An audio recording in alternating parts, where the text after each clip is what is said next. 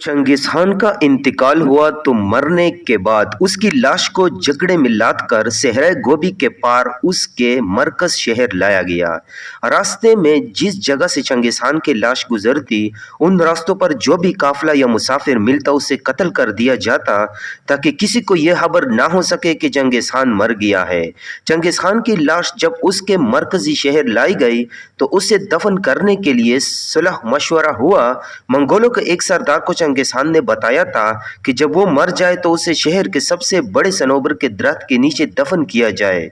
ये दरख्त बहुत ऊंचा और बड़ा था। उस दरख्त को देखकर चंगेज खान अक्सर ये कहा करता था कि उसका साया बूढ़े के लिए बड़े आराम की जगह है।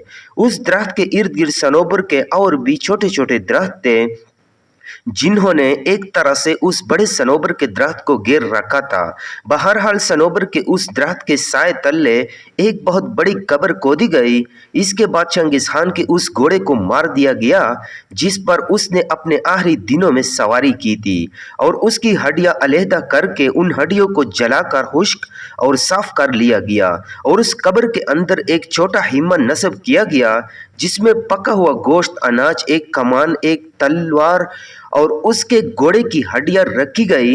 इसके बाद उस कब्र में चंगेज खान को दफन कर दिया गया जब तक उस कब्र के इर्द गिर्द छोटे दरख्त नहीं उग आए।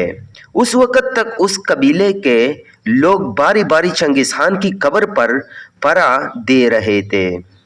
ये फैसला इसलिए किया गया था कि किसी को इसकी कब्र का पता ही न चले। बहरहाल चंगेज खान जो दुश्मन को शिकस्त देकर उनके सरों की मीनार तमीर करने का शौकीन था और दुश्मन के सरों की कॉपियों के प्याले बनाकर उनमें शराब पीने का आदी था, अपने अंजाम को पहुंच गया।